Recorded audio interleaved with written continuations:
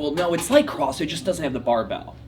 Okay, but I don't want to do CrossFit. It's the tribal mentality they're not looking to join. It's not the element. They'd be like, come join the KKK, but we like black people.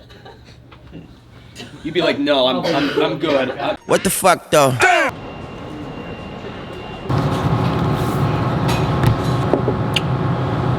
So today is a travel day. Going to Columbus, Ohio. You guys should know that. I've been screaming that from the rooftops. I've got a few meetings early this morning, and then I'll be going to CrossFit Grandview for a meet and greet. Gonna meet up with a few of my clients that I've been working with for over a year there. Some random gym owners will come down, I'm sure. We'll hang out, we'll talk shop, it'll be a good time.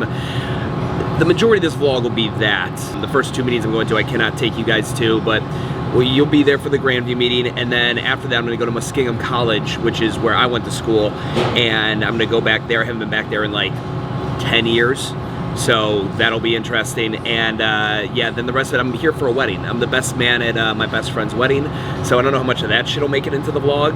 Mainly the CrossFit Grandview meetup is what you guys will be seeing today.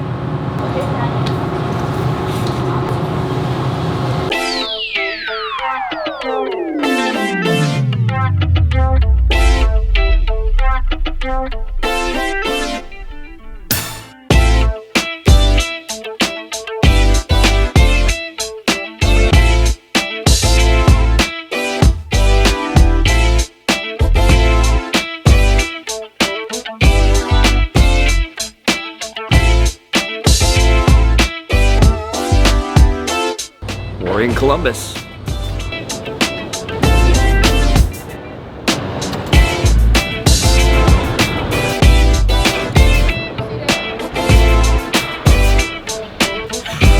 Alright, so first meeting, we're in Route 2, and then we'll be going to CrossFit Grandview. Alright, so those meetings went really, really well, and I got one more stop I need to make before going to CrossFit Grandview. This is in preparation for my best man duties.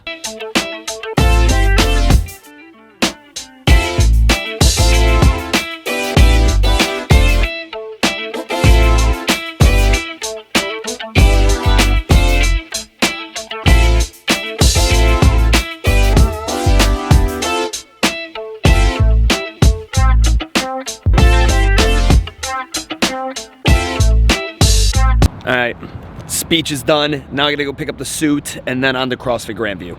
Just waiting outside of Men's Warehouse to get my rental suit. I hope I get to dress like this guy though.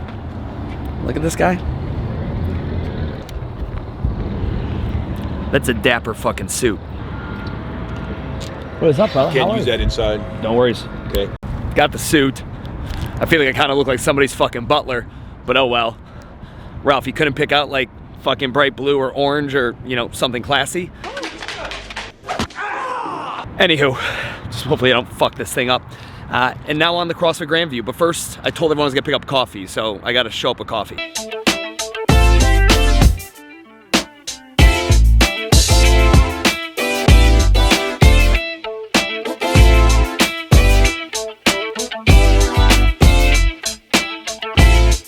All right, we're here at CrossFit Grandview. Got the fucking coffee. I'm only like 10 minutes late, so it's not too bad. The fuck are these keys?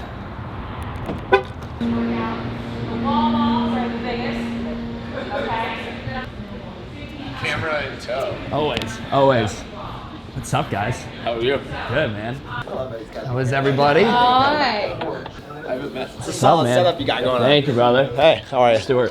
Marcy. Nice to meet you. Yeah. Hey, I'm Jen. Stuart. Nice to meet you. I've heard plenty about you. I've heard plenty about you. Hello. How are you? Good. How are you? So nice to meet in person. And this guy, good to meet in person. How are you? Actually, what's up, man? How are you? Good to see you in person. This is great in here. Hey, Marston. Hey, nice. Oh, this is Craig. Craig, Stu, man. Nice to meet you.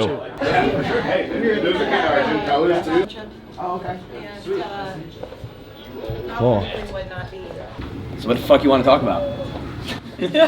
I'm just here at the gym. Carrie and I were just going deep. Where you guys going deep on? Going deep about Instagram. Yeah?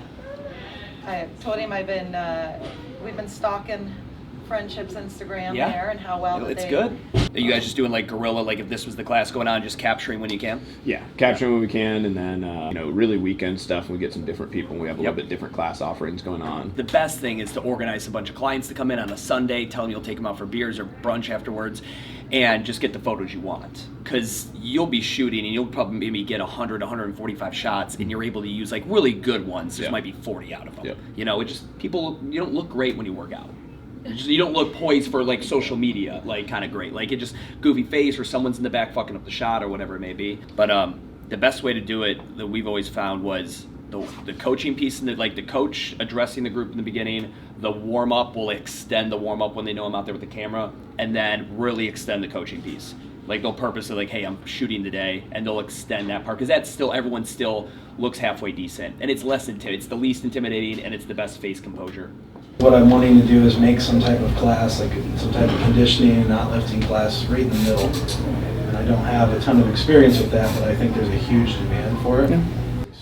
I pick like his brain when he's done with Thrive Fit. You know, when we've talked about this, I think there's a lot of white space.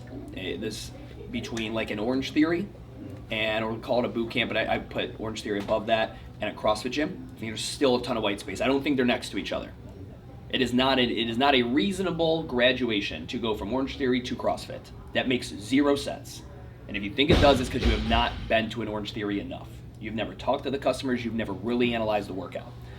Now, some will. Some will make a giant leap, just like some of us went from 0 barbell work to that shit. Some people will. Early adopters will. I think there's a ton of space there, right? That's essentially where the genesis for urban movement.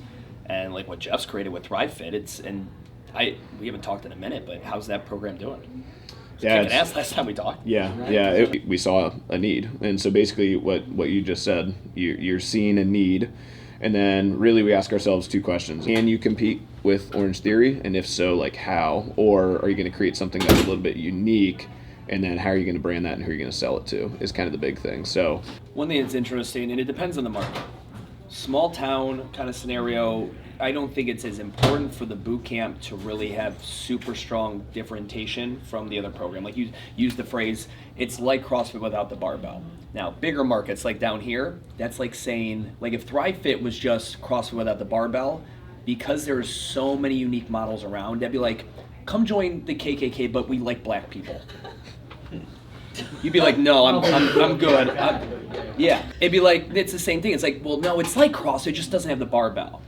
Okay, but I don't want to do CrossFit. It's the tribal mentality they're not looking to join. It's not the element. Like we think in our heads that we're staring at them, we're like, it's that barbell, it's that movement right there. That's what they don't like. If I could just take that away, it'll fix everything.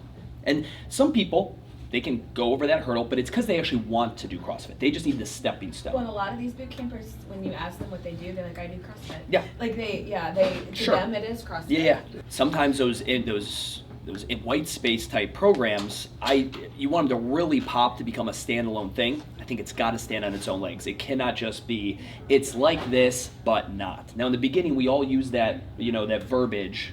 It's like when I started CrossFit in 06, I would say it's like P90X, but instead of jumping around your living room by yourself, you get to hang out with really cool people and you have a coach. I used an anchoring brand that everybody knew back then was P90X and Insanity. Now, when I explain urban movement, because nobody knows what urban movement is, I have to say, it's like CrossFit, but you won't get injured, and it's like Orange Theory, but you won't be bored. So I have to use 2 other brands to anchor myself in, and then once I get a foothold in, I can start again. You have to start being able to not use those. Because when you just say what it's not, you're never really creating branding as to what it is. And if you want a runaway standalone program, because, at some point, if you were to look at Thrive Fit in over 5 years, you looked at 70% of them stayed Thrive Fitters, and the overhead and the equipment and the operational capacity is greater than CrossFit, and you wanted to open a second location, I'd probably recommend you might want to look at opening a standalone Thrive Fit location because it's shown it's able to stand alone. People just stay there. They like that tribe more than the CrossFit tribe. If you find it is a conversion, like people are going over the CrossFit with it, then cool. Then it is what it is. It is acting as that bridge program through there. A lot of the guys that I work with that want to open a second location, a lot of them are looking to using their version of Thrive Fit to be that second program. You've got to give it time though. Just because it's really successful for 2-3 years, give it some time. Like how long do you keep people in there? Do people really tribe up around that individual program? But if it's just something like, hey, just like be able to get some people in, or maybe like kind of what they've done with the boot camp, which dial down the intensity enough. And those people really want to do CrossFit. This was just the one, like they needed 1% more push to the edge to actually come in the door. And I think that's what your boot camp probably does for most people. It's that one extra thing to get them in the door. A lot of people are coming up with Thrive Fit names and things like that because the CrossFit Unloaded or CrossFit Light was the worst fucking naming conventions you could use. Just because again, they're using that silly KKK example. It doesn't do it doesn't tell me anything. Now we've created a pretty deep brand with CrossFit Grandview. We just try and do that one thing as well as we can. Yeah, you guys are one of my favorite examples, and I've told you this, of unapologetic CrossFit. Yeah. That's done really well. And I that would be, again, I would tell you, do not brand away from it. Yeah. It's worked really well. You try and add in a Thrive Fit, I tell you it'd be the death of you. Yeah. Right? Your rev program, because it's separate, boom, you can be a mad scientist over there. Here's the opposite, it's level 2. Yeah. Like for him, that's what you create. Oh yeah. You create level 2. Yeah. Which is now it's how you ascend. Yes. And you're selling higher level. Absolutely, Big fan of the podcast. Thank you so much. I appreciate that. Thank you. Yeah. I really It's cool appreciate to see that. the real thing. Thank you. Yeah.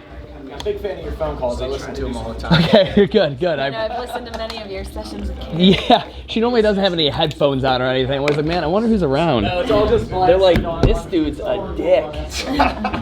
Dude, you have like 2 minutes?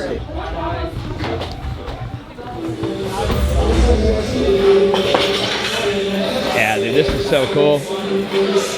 Isn't it crazy how good like having a storage room is? Oh, I don't know what we do. No, oh, absolutely. I mean, and I've got one a third of the size of this, and yeah. If I had all this on the floor, Oh yeah, I mean, the utilization is so much better. Yep. Cool. Yeah, let's go see the next spot.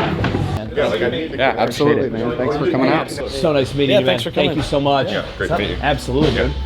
So that was a fuck ton of fun. Brandon, he's not one to brag, but I can say confidently, Jeff is another one in there. These guys have built what I can like 1% CrossFit businesses, less than probably 1% of the CrossFit, the 15,000 CrossFit affiliate world is doing what they're doing business-wise. I'm not just talking money, just stupid fucking smart guys. So had a pleasure to work with them, and yeah, that was a lot of fun. Now I need to figure out where the fuck I'm going and get to my best man duties.